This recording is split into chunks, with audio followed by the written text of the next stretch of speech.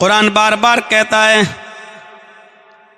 وَلَا تَهِنُوا وَلَا تَحْزَنُوا وَأَنْتُمُ الْأَعْلَوْنَ، اللہ نے یہ وعدہ کیا ہے مومنو ہم تمہیں بلندی دیں گے، ہم تمہیں عزت دیں گے، ہم تمہیں عزت بخشیں گے، لیکن شرط یہ ہے کہ تم اپنے اندر ایمان پیدا کر لو۔ ان کنتم مومنین، پہلے تم مومن بن کر دکھاؤ۔ اس کا مطلب یہ ہے کہ مطلوبہ ایمان ہمارے اندر نہیں ہے۔ مطلوبہ ایمان کیا ہے؟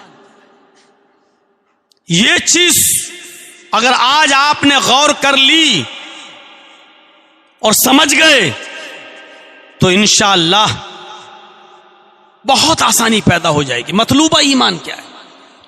پہلی چیز یہ ہے کہ ایمان جب کسی کے اندر آ جاتا ہے، ایمان جب کسی کے اندر آ جاتا ہے تو ایمان کی پہلی نشانی یہ ہے کہ ڈر اور خوف مومن کے اندر سے نکل جاتا ہے۔ میں اس کو یوں کہہ سکتا ہوں کہ جس کے اندر جتنا زیادہ ایمان ہوگا اس کے اندر دنیا اور دنیا داروں کا ڈر اتنا ہی کم ہوگا اور اللہ کا خوف اتنا ہی زیادہ ہوگا۔ اس کو ایک اور مثال سے سمجھنے کی کوشش کیجیے۔ ایمان ہماری بنیاد ہے، ہمارا رشتہ اپنی بنیاد سے جتنا مضبوط ہوگا ہم اتنی ہی ترقی کریں گے۔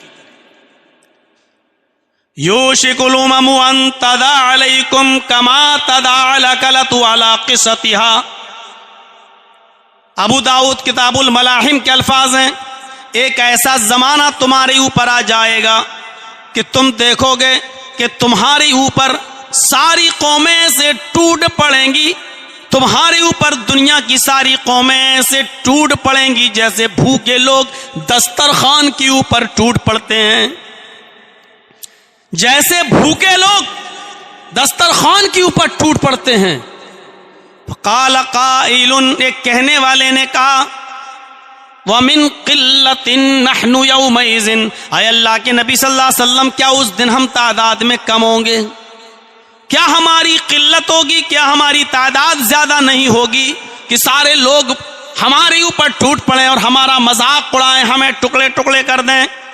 تو اللہ کے نبی صلی اللہ علیہ وسلم نے فرمایا نہیں نہیں، تمہاری تعداد کم نہیں ہوگی، بل انتم یومئذ کثیر، تمہاری تعداد بہت زیادہ ہوگی، بہت زیادہ تم تعداد میں ہوگے، لیکن وَلَكِنَّكُمْ غُثَاءٌ كَغُثَاءِ السَّائِلِ، کیڑے مکوڑوں کی طرح، کوڑا کرکٹ کی طرح، جیسے سمندر کی موجیں ان کو جہاں چاہتی ہیں بہا لے جاتی ہیں، ایسی دنیا کی ساری قومیں تمہیں جہاں چاہیں گی وہاں بہائیں گی، جیسا نچانا چاہیں گی ویسا ناچو گے۔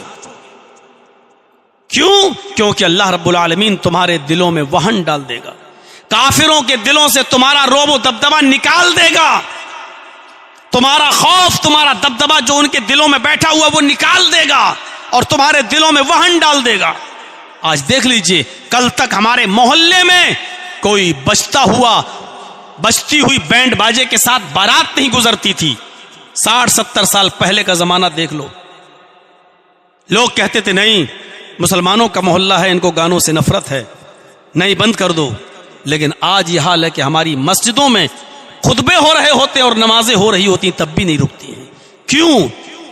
جب ہم نے خود ان سے عشق لڑانا شروع کر دیا، موسیقی سے اور گانے بجانے سے، جب ٹی وی اور اس کے اندر آنے والے غنا سے ہم لطف اندوز ہونے لگے تو اللہ رب العالمین نے رعب و دبدبہ ہمارا نکال دیا ان کے دلوں سے، ان کے دلوں سے۔ اس لیے فرمایا کہ اللہ تمہارے دلوں میں وہن کمزوری ڈال دے گا۔ پھر صحابہ نے پوچھا کمزوری کیا ہے؟ تو آپ نے فرمایا حب الدنیا و کراہیت الموت، اللہ دنیا کی محبت اور موت کی ناپسندیدگی تمہارے دلوں میں ڈال دے گا۔ یہ صورتحال ہے ہماری۔